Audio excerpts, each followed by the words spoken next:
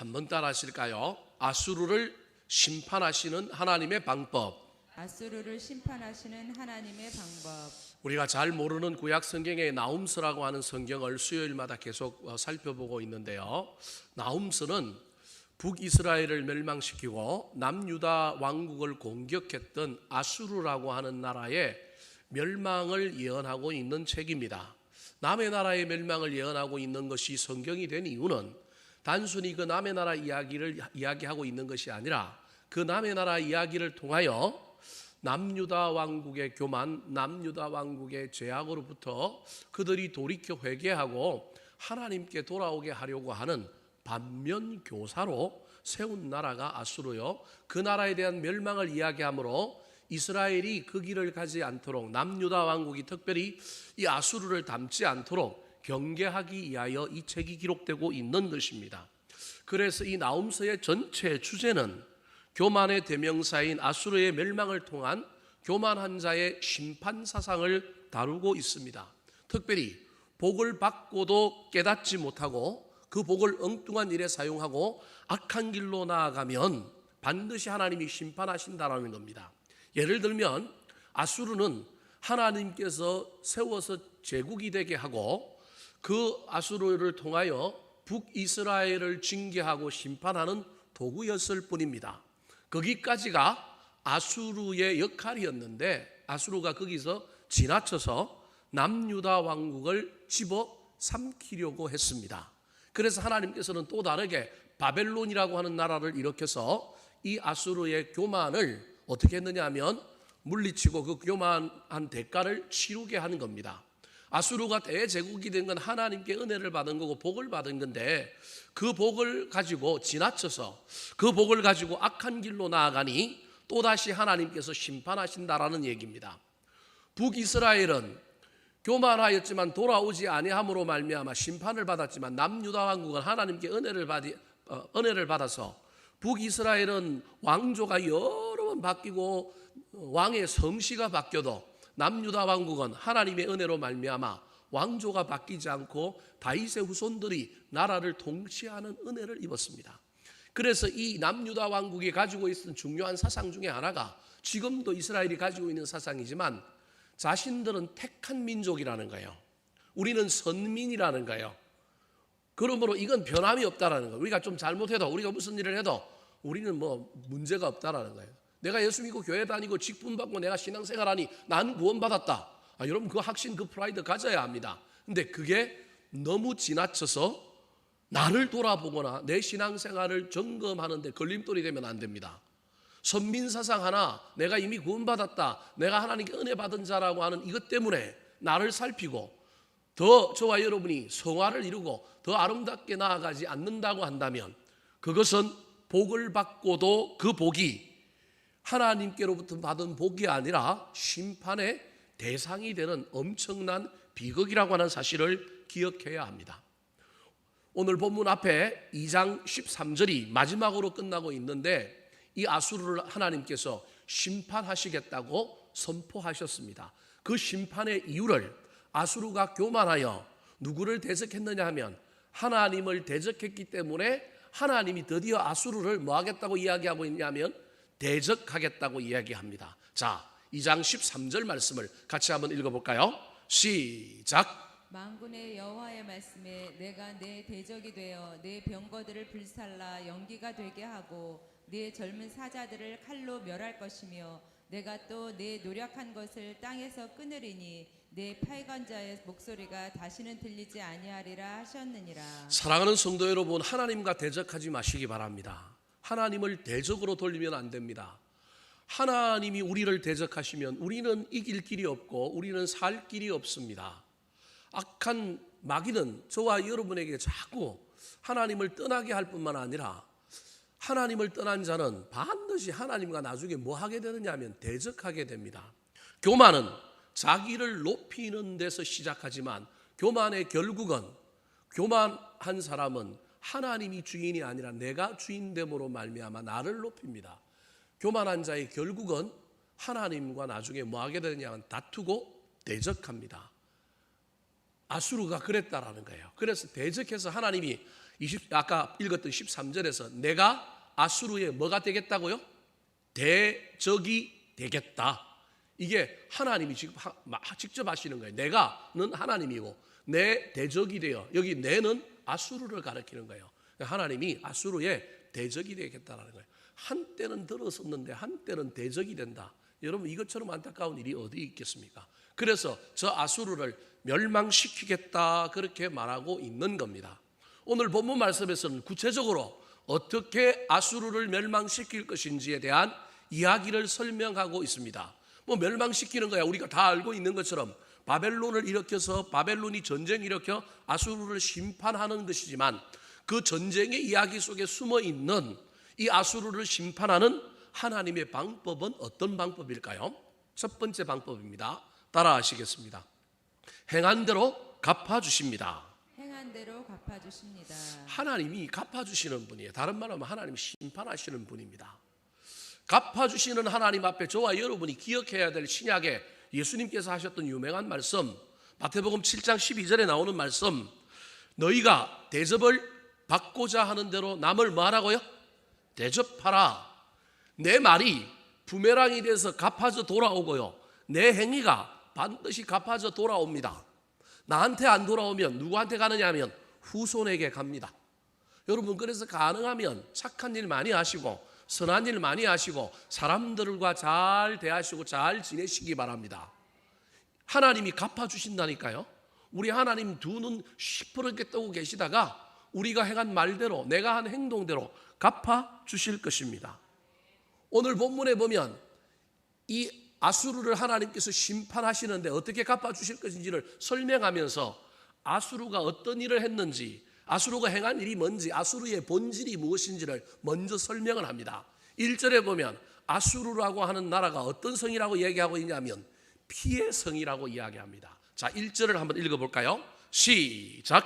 화 있을진저 피의 성이여, 그 안에는 거짓이 가득하고 포악이 가득하며 탈취가 떠나지 아니하는도다. 피로 세운 도시, 피로 세운 나라라는 거예요. 근데 워낙 나라가 강대하고 희양찬란하고 뭐가 많으니까 사람들은 겉으로 드러난 것 때문에 야, 우리도 아수르처럼 살아야지, 우리는 아수르처럼 되면 좋겠다. 그런데 하나님은 겉으로 드러난 것을 보는 게 아니라 그 안에 그것이 어떻게 만들어졌는가, 그 밑에 있는 본질이 무엇인가를 보시는 분은 하나님이에요.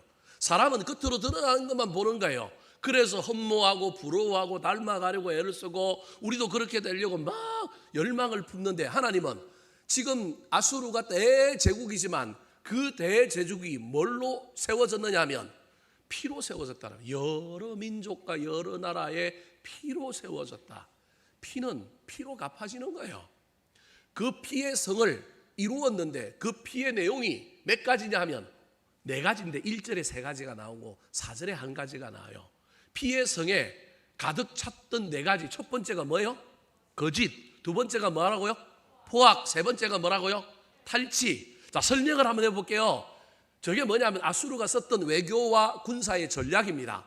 아수르가 쓰는 전략은요, 처음부터 전면전 안 합니다. 전면전을 안 하고 국경이나 이런 데를 공격을 하고 난 다음에 성을 몇 개 빼앗고 난 다음에 자기들의 무력을 가시하고 난 다음에 반드시 뭘 바치게 하느냐 하면 사람들을 붙잡아가고, 그 다음에 그 붙잡아간 사람들을 인질로 인하여 그 다음에 조공을 바치게 하고 뭐 이런 작업을 써서 그 돈을 가지고 자기들의 군비를 또 확장해요. 그래서 뭘 맺느냐 하면 하친 조약을 맺어요. 동맹 조약을 맺어요. 여러분, 하친을 맺고 동맹을 맺었다는 건 전쟁하겠다는 거예요. 앞으로 사이좋게 지내겠다는 거예요. 사이좋게 지내겠다는 거죠. 근데 아수르는 원래 이 하친 동맹 조약을 맺는 건 그런 목적이 아니고, 이 하친을 갑과 을의 관점에서 맺고 난 다음에 그들을 통하여 뭘 많이 가져오고 돈을 많이 받고 뭘 많이 받고 난 다음에 자기들의 군비를 확장하고 난 다음에 그 다음에 이쪽에서 하친을 맺어서 그냥 전쟁 안 일어날 거라고 하는 거짓 생각 속에 쏟아서 평안하게 있을 때 그 다음에 어떻게 하는 거예요? 밀고 들어가는 거예요. 이게 아수르가 썼던 고대의 군사 외교 전략입니다. 즉 거짓이 그런 겁니다. 거짓으로 하친을 맺고 동맹을 맺는 거예요. 그것도 자기들이 조금 힘의 우위가 있는 거예요. 여러분, 전면전을 벌이면 이쪽이 8의 능력을 가지고 있고 이쪽이 10의 능력을 가지고 있다면 10과 8이 싸우면 10이 이기지요. 그러나 여기도 팔이라고 하는 능력을 갖고 있기 때문에 싸우면 10도 피해를 입어야 안 입어요? 입어요. 그런데 소규모 전투를 통하여 우리가 너네보다 힘이 세고 우리가 능력이 있다라는 걸 입증시키고 난 다음에 이쪽을 굴복시키고 이쪽에서 조공이 오게 만들고 배상금이 오게 만들고 포로로 잡아갔던 사람들이 인질금을 받고 이런 일들을 통하여 자기들의 능력치를 또한 15 이렇게 키우는 거예요. 그러면서 여기는 8이었던 능력이 어떻게 되느냐 하면 5, 4로 내려가는 거예요. 이 아수르가 썼던 전략이 이런 전략이에요. 여기에 많은 나라들이 다 속은 거예요. 그래서 화친을 맺고 동맹을 맺으니까 아이고 이제 전쟁 안 하겠지. 그리고 우리가 좀 조공도 주고 뇌물도 바쳤는데 우리 빨리 생산 활동하고 경제 활동해갖고 우리 국력을 빨리 튼튼히 하자. 뭐 이렇게 편안한 마음을 먹고 군사력은 신경을 안 썼는데 또 일시에 뭐 한 거예요? 또 쳐들어오는 거예요. 그리고 난 다음에 포악하게 이번에는 와갖고 사람들을 옛날에는 포로로 잡아갔는데 이번에는 어떻게 해요? 다 죽이는 거예요.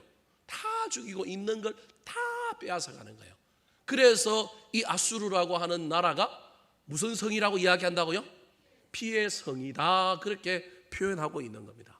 그 얼마나 악랄하고 얼마나 악독했는지를 설명하고 있는 한 단어가 피의 성이라는 거예요.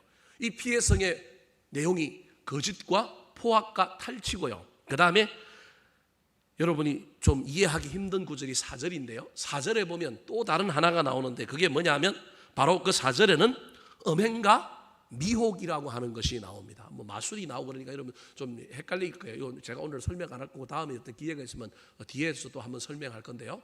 이게 그 나라를 점령하고 난 다음에 소위 말하는 어떤 이벤트, 퍼포먼스, 마술적인 쇼적인 것을 그 민족들에게 막 전파하면서 그 다음에 뭐 하게 만드느냐 하면 음행, 쾌락에 빠지게 하는 거예요. 문화, 마약, 오늘날 치면 이런 것들, 뭐 스포츠 이런 걸 장려해갖고 막 사람들의 감각을 둔감하게 만들어갖고 다른 피정복 국가들을 전부 우민화시키는데 이상한 일들을 했는데 거기에 뭐가 동원되느냐 하면 음란이 동원되는 거예요. 창녀들이 동원되고요. 막 우상들이 동원되는데 그냥 단순한 우상들이라기보다는 우상들의 신전에 있던 창녀들을 동원하여 포로된 나라들을 전부 뭐에 빠뜨리느냐면 음란에 빠뜨리는 거예요. 그것도 대놓고 그런 게 아니라 어떤 이벤트, 문화적인 행사 같은 것들을 잘 만드는데 거기 온 사람들 전부 그 문화 이벤트 행사에 와갖고 전부 한 잔 먹고 전부 그냥 음란에 빠져버리는 거예요. 이걸 마술이라고 표현하고 있어요. 그러니까 어찌됐든 이 나라가 건국되었던 그 건국의 가장 밑바닥에는 거짓이 있고 또 뭐가 있어요? 포악이 있고 그 다음에 뭐가 있어요? 탈취가 있고 그 다음에 뭐냐면 음행이 있는데 이 음행은 백성들을 미혹하는 것입니다. 음행과 미혹이 네 번째 본질인 거예요. 하나님께서 이런 특징을 가지고 있던 이 나라를 또 다른 나라를 일으켜서 전쟁하여 이 나라를 굴복시키고 심판하는데 그 나라가 누구냐 하면 바벨론이라고 하는 나라인데 2절부터 이 바벨론이 얼마나 아수르를 닮은 나라고 아수르와 같은 어떤 그런 군사력을 가졌는지를 설명하는 것이 2절과 3절입니다. 2절과 3절은 아수르의 모습인 동시에 누구의 모습이냐면 바벨론 군대의 모습을 설명하고 있습니다. 자, 2절 3절 같이 한번 읽어볼까요? 시작. 휙휙하는 채찍 소리, 윙윙하는 병거 바퀴 소리, 뛰는 말, 달리는 병거, 충돌하는 기병, 번쩍이는 칼, 번개 같은 창, 죽임당한 자의 때, 죽음의 큰 무더기, 무수한 시체여 사람이 그 시체에 걸려 넘어지니. 바벨론 나라의 군대가 얼마나 빠르고 얼마나 대단한 군대였는지를 설명하는 그 군대가 한번 지나간 모습을 얼핏 봤는데 뭐 휙휙하는 채찍 소리, 윙윙하는 뱅거 바퀴 소리, 뛰는 말, 달리는 뱅거, 정신이 하나도 없는 거예요. 얼마나 빠르고 얼마나 막 기동력이 대단한지. 충돌하는 기병, 번쩍이는 칼, 번개 같은 창. 사실은 이게 옛날에 누가 썼던 전략이냐면 아수르가 썼던 전략인데 그들보다 조금 더 철기 문명을 더 받아들여갖고 더 센 철기의 무기들을 가지고 이 아수르를 공격하는 거예요. 그래서 어떻게 했냐면 사람들을 다 죽여버린 거예요. 죽임 당한 자의 때, 죽음의 큰 무더기. 사람을 죽었으니까 장사 지내려고 막 무덤을 만들었는데 다 못 만든 거예요. 그래서 일부는 지금 시체들이 널브러져 있고 일부는 무덤 만들어놨는데 그 무덤 만들어놓은 무덤 사이에 시체들이 너무 많아서 사람이 지나가는데 그 시체에 걸려 뭐 한다고요? 넘어진다 그렇게 이야기하고 있는 거예요. 그 얼마나 많은 사람을 죽였는지를 설명하고 있는 거예요. 누가 죽인 거예요? 바벨론이 누가 한 대로 한 거예요? 아수르가 한 대로 한 거예요. 왜냐하면 바벨론이 아수르의 뒤를 이어서 일어났는데 아수르가 공포 정치를 했단 말이에요. 아수르가 아주 잔악하고 아주 포악무닥했는데 이 아수르 군대, 이 아수르 사람들을 이기려고 하면 아수르보다 더 잔인해야 돼요. 아수르보다 더 기가 세야 돼요. 그래서 아수르가 한 것과 똑같이 하는데 더 세게 한 나라가 누구냐면 바벨론인 거예요. 바벨론. 그 아수르가 했던 대로 그대로 하나님께서 바벨론을 통하여 갚아주셔서 이 아수르를 멸망시켰다, 그렇게 말하고 있는 겁니다. 사랑하는 성도 여러분, 그래서 저와 여러분은 늘 기억하셔야 됩니다. 내가 행한 말, 내가 행한 행위 하나님이 갚는다, 돌아오신다. 잘 기억하고 저와 여러분이 할 수만 있다면 좋은 말, 할 수만 있다면 하나님을 기쁘시게 사람에게 덕을 끼치고 은혜를 끼치는 아름다운 행위들을 할 수 있게 되기를 우리 구주 예수 그리스도의 이름으로 축원합니다. 두 번째, 아수르를 심판하시는 하나님의 방법은 무엇일까요? 따라하시겠습니다. 구경거리가 되게 하십니다. 구경거리가 되게 하십니다. 5절 말씀 같이 한번 읽어볼까요? 5절 시작. 보라, 내가 내게 말하노니 만군의 여호와의 말씀에 내 치마를 걷어올려 내 얼굴에 이르게 하고 내 벌거벗은 것을 나라들에게 보이며 내 부끄러운 곳을 뭇 민족에게 보일 것이요. 엄청 부끄럽게 치욕감을 느끼도록 만들겠다라는 거예요. 사실은 이건 누가 했느냐면 아수르가 했던 겁니다. 아수르가 침공한 나라에 사람들을 어떻게 데려갔느냐 하면 여자들을 발가벗겨서 데리고 갔을 뿐만 아니라 남자들도 다 발가벗겨서 포로로 잡아갔어요. 포로로 잡아가는데 굴비 꾸듯이 전부 줄을 매어서 가는데 임신부 같은 경우에는 굴비 줄이 여러분 하나가 쳐지면 어떻게 돼요? 다 넘어지고 자빠지고 힘들잖아요. 그러니까 아이 뵌 여인을 잡아가면 저 여인은 전체 대열을 흩트릴 수 있다. 그래서 죽이는데 그냥 죽이는 것이 아니라 아이 뵌 여인의 배를 갈라서 죽인 나라가 어느 나라냐면 아수르입니다. 뿐만 아니라 남자들에게 치욕감을 주기 위하여 어떻게 했느냐 하면 남자 성기와 성기를 묶어서 데리고 갔습니다. 사람들을. 그러니까 이게 인간 이하의 취급을 안 한 거죠. 이건 제가 하는 얘기가 아니고 지금 인류 역사에 벽화라든지 아수르에 통치했던 그림들이 남아있는데 그 그림에 선명하게 이게 남아있습니다. 그래서 여러분 고대의 이야기를 다루고 있는 영화 같은 데 보면 이런 게 여러분 나올 거예요. 이게 아수르가 했던 그런 정책인 거예요. 그럼 그걸 지금 누가 하겠다 그러느냐 하면 아수르 니들이 그렇게 했으니 바벨론인 나도 우리도 너희들을 그렇게 대하겠다. 그래서 아수르는 벌거벗겨 갔는데 이번에는 바벨론은 벌거벗기는 것이 아니라 아예 벌거벗겨 가면 그것도 뭐 치욕스럽지만 옷을 입혀놨는데 어떻게 하느냐 하면 하체만 드러나게 해갖고 간다라는 거예요. 이게 얼마나 또 더더구나 안타까운 거예요. 실제로 오늘 본문 앞에 보면 2장 7절에 보면 아수르의 그 호수가 해자가 무너지고 물이 침범하고 난 다음에 왕궁이 무너질 때 왕후가 붙잡혀 가는 장면을 2장 7절에 설명하고 있습니다. 자, 2장 7절 같이 한번 읽어볼까요? 시작. 정한 대로 왕후가 벌거벗은 몸으로 끌려가니 그 모든 시녀들이 가슴을 치며 비둘기같이 슬피 우는도다. 한 나라의 국무인데 국무를 벌거벗겨 데리고 가는 거예요. 이 아수르의 국무가 이렇게 당한 일들, 이게 사실은 누가 했던 거냐 하면 아수르가 했던 일을 바벨론이 지금 거꾸로 갚아서 그대로 하고 있는 거예요. 그동안 한 짓이 얼마나 부끄러운 짓인지 너희들 한번 당해봐라라는 겁니다.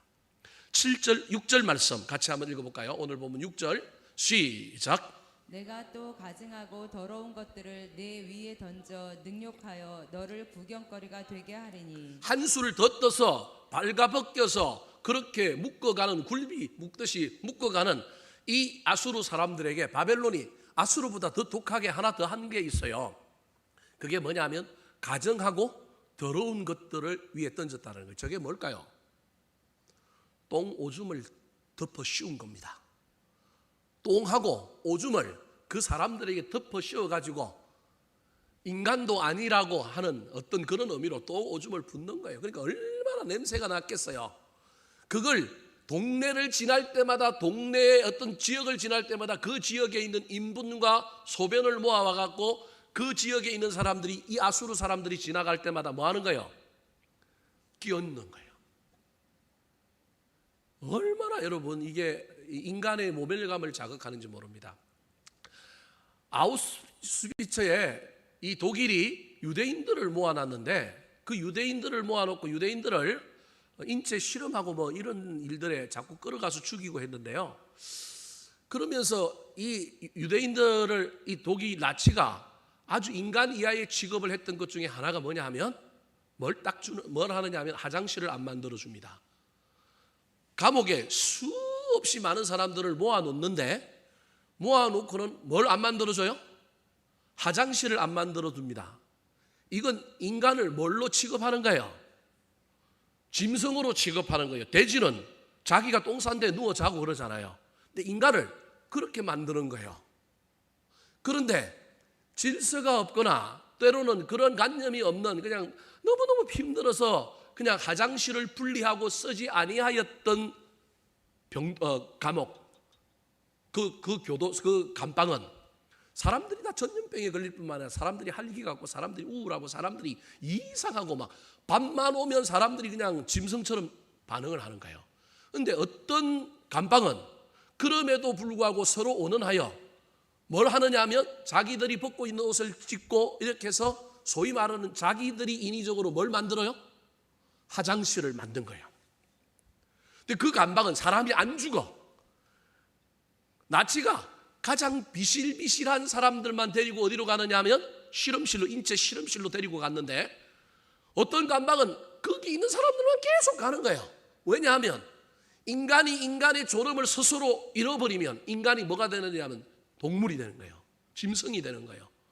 화장실을 구분하지 않고 막 여기저기서 똥 싸고 오줌 싸고 막 그래 버리니까 전부 짐승처럼 되다 보니까 사람들이 전부 막 우울하고 아파가고 병들고, 그러니까 그런 사람들만 데리고 가서 이왕 죽을 인간 인체 실험을 나치가 했단 말이에요. 또 다른 하나는 사람들에게 물은 주잖아요. 물은 먹여야 되니까. 그래도 기본적으로 물은 주는데 컵 한쪽에 물을 주는데, 이 컵 하나를 가지고 이 물을 어떻게 사용하느냐에 따라서 사람들이 훨씬 더 오래 살고 빨리 죽고 병들다라는 거예요. 너무 목이 말라갖고 이 물을 그냥 벌컥벌컥 한 분에 마친 사람하고, 이 물을 가지고 그래도 뭘 하느냐 하면 이빨을 닦고 머리를 감고, 그 한 컵밖에 안 된 물인데 그 물을 갖고 목도 축이고 그 다음에 이빨도 닦고 머리도 다듬고, 그래도 부분적으로라도 뭐 한 사람? 세수한 사람. 그 사람은 병에 걸리지 않고 오래 살더라는 거예요. 여러분, 이게 인간의 존엄입니다. 인간이 자기 스스로를 존엄하게 여기지 않으면 여러분, 인간이 아니라 이상한 존재가 되고 육신도 영혼도 병들어 일찍 문제가 생깁니다. 우리 스스로를 존귀하게 여기시고 우리 스스로한테 병든 자아상이 아니라 존귀한 자아상이 있는 난 하나님의 작품이다. 저와 여러분이 우리 스스로를 귀하게 여겨야 합니다. 그 귀하게 여기지 못하게 하려고 바벨론이 포로를 끌고 성전하는 길을 가는 곳마다 그 동네에 있는 사람들에게 요구한 게 있는데, 야, 아수르 포로들 지나가면 전부 뭘 끼얹어라? 인분 끼얹어라. 똥 뒤집어 씌우고 그 다음에 막 소변 끼얹어라. 그러면서 사람들이 야, 얼마나 그걸 많이 맞으면서 여러 동네를 지나갔겠어요. 그러니까 똥 냄새 나고 막 똥이 붙어 있고 말라 있고 막, 그러니까 사람들이 전부 그거 보고 전부 막 그들을 막 비웃고 인간 이하의 취급을 하는 거예요. 이게 누가 했던 거라고요, 사실은? 아수르가 했던 건데, 바벨론이 한술 더 떠서 아수르를 이렇게 되게 해서 사람들에게 부끄러움을 당하게 하고 구경거리가 되게 하는 겁니다. 사랑하는 성도 여러분, 사람들이 아무리 우리를 비웃고 사람들이 아무리 우리를 구경거리로 만든다 할지라도 하나님과 우리 사이의 관계가 좋으면, 여러분, 사람들의 시선에 저와 여러분의 자아상이, 저와 여러분의 자존감이 무너지지 않으면 여러분, 우리는 그래도 이 고난을 이기고 돌파할 수 있습니다. 사람들이 나를 어떻게 보느냐, 나를 뭐라고 평가하느냐, 여러분, 거기에 너무 마음과 에너지와 우리의 시선을 빼앗기지 말았으면 좋겠습니다. 구경거리 되는 것, 부끄러움 당하는 것 안 당하면 얼마나 좋겠습니까? 그때마다 저와 여러분이 누굴 쳐다봐야 되느냐 하면 하나님을 쳐다봐야 합니다. 스데반은 많은 사람들에게 웃음거리가 되고 비방거리가 되고 많은 사람들에게 부끄러움을 당한 자리에 서 있었습니다. 그래서 사람들이 뭘 던져요? 돌을 던져요. 그런데 스데반이 그때 사람을 보는 게 아니라 누굴 봐요? 하늘을 향하여 인자 같은 이 하얀 옷 입고 있는 인자 같은 이 예수님을 바라보니 그의 얼굴이 그 고난 속에서도 어떻게 돼요? 천사처럼 하얗게 빛이 나는 겁니다. 고난 없을 수 없습니다. 부끄러움 안 당할 수 없습니다. 그럼에도 불구하고 이때 저와 여러분이 자존감을 지키고 하나님 바라볼 수 있었으면 좋겠습니다. 하나님께서 세상 사람들에게 때로는 우리가 부끄러움 당하게 할지라도 주님 바라보는 자는 나중에 역전시켜 주십니다. 우리 예수님 십자가에서 얼마나 비웃음거리가 되고 비아냥감 당하고 얼마나 능욕과 치욕을 당했습니까? 옷을 벗김을 당하고 그 옷이 찢어서 그들이 제비 뽑아가고 우리 예수님은 얼마나 그랬습니까? 그럼에도 불구하고 우리 예수님은 사람 보지 않고 하나님을 바라봤기 때문에 그 부끄러움이 역전되고 그 수치가 부활의 영광으로 나타났음을 기억하시기 바랍니다. 세 번째, 하나님께서 이 아수르를 심판하는 방법은 무엇일까요? 따라 하시겠습니다. 울어줄 사람이 없게 하십니다. 울어줄 사람이 없게 하십니다. 자, 7절 말씀 같이 한번 읽어볼까요? 7절 말씀 시작. 그때 너를 보는 자가 다 내게서 도망하며 이르기를 니느웨가 황폐하였도다. 누가 그것을 위하여 애곡하며 내가 어디서 너를 위로할 자를 구하리요 하리라. 사람은 죽어봐야 그 사람의 진면목이 나타납니다. 여러분, 저와 여러분이 마지막 장례식장을 우리가 볼 수는 없지만 볼 수만 있다면 얼마나 좋겠습니까? 여러분, 우리의 장례식장이 복되어야 합니다. 우리의 장례식장이 아름다워야 합니다. 그게 저와 여러분의 인생의 결론입니다. 뭐 지금 여기서 뭐 떵떵거리고 살고 뭐 지금 여기서 뭐 어떻게 사느냐 아무 소용없습니다. 장례식장의 모습을 딱 보면 그 사람이 어떻게 살았는지 여러분 그게 드러납니다. 오늘 본문에 이 아수르의 장례식장에 뭐 할 사람이 없다고요? 울어줄 사람이 없다라는 거예요. 그래서 막 울어줄 사람 돈 주고 살려고 했다라는 거예요. 누가 그것을 위하여 애곡하며 내가 어디서 너를 위로할 자를 뭐 하리요? 구하리요. 장례식장에 돈 주고 사서 많은 사람들을 앉혀놨느냐 하면 곡하는 사람을 앉혀놨어요. 예수님께서 해당장 야이로의 딸이 죽었는데 그 딸을 고치러 들어가니까 이미 딸이 죽고 곡하는 사람들을 불러다가 그 해당장이 돈이 많으니까 곡하는 사람들을 불러다가 아이고 하고 있는 거예요. 서울 지역의 장례 풍습은 그렇지 않은데요. 경상도 쪽에 가면 장례 풍습에 가면 꼭 상주는 대나무 짝대기를 딱 들고 그 다음에 뭐 해야 돼요? 곡을 해야 돼요. 문상을 할 때마다. 저는 경상도 사람이라서 잘 아는데 뭐 서울 지역 이런 데는 잘 안 해요. 꼭 곡을 합니다. 그 곡을 얼마나 잘 하느냐에 따라서 이 상주가 장례를 잘 치렀다고 평가해요. 그걸 잘 못하면 삼촌들 또는 할아버지 뻘 되는 사람들이 옆에서 딱 지키고 있다가 곡 그렇게 해서는 안 된다. 곡 잘해라. 그리고 또 막 핀잔을 줍니다. 또 그럴 때마다 또 곡소리 또 줄어 들어가면 또 아이고 합니다. 그거 왜 하는지 모르겠어요. 저도 어릴 때 그거 보면서 얼마나 웃었던지. 또 한편으로는 경상도 사람은요. 경상도의 장례 풍습 보면 또 뭘 하느냐 하면 그 입간하기 전까지는 또 옷을 어떻게 입고 있어요? 소매 한쪽을 안 끼고 이렇게 입고 있어요. 여러분 잘 모르죠? 지역마다 이 장례 풍습이 다 달라요. 그러니까 입간해야만이 옷을 어떻게 해요? 온전히 입어요. 팔을 한쪽만 끼고 한쪽은 안 끼고 있어요. 기가 막힙니다, 여러분. 경상도도 또 지역마다 가면 또 틀려요. 지역마다 다 틀려요, 이 풍습이. 얼마나 이게 틀리는지 몰라요. 이게 장례하는 봉분 쓰는 것도 또 틀리고요. 어떤 데는 그냥 간을 갖고 묻고요. 어떤 데는요, 간을 안 묻고 그냥 간에서 또 뭘 해요?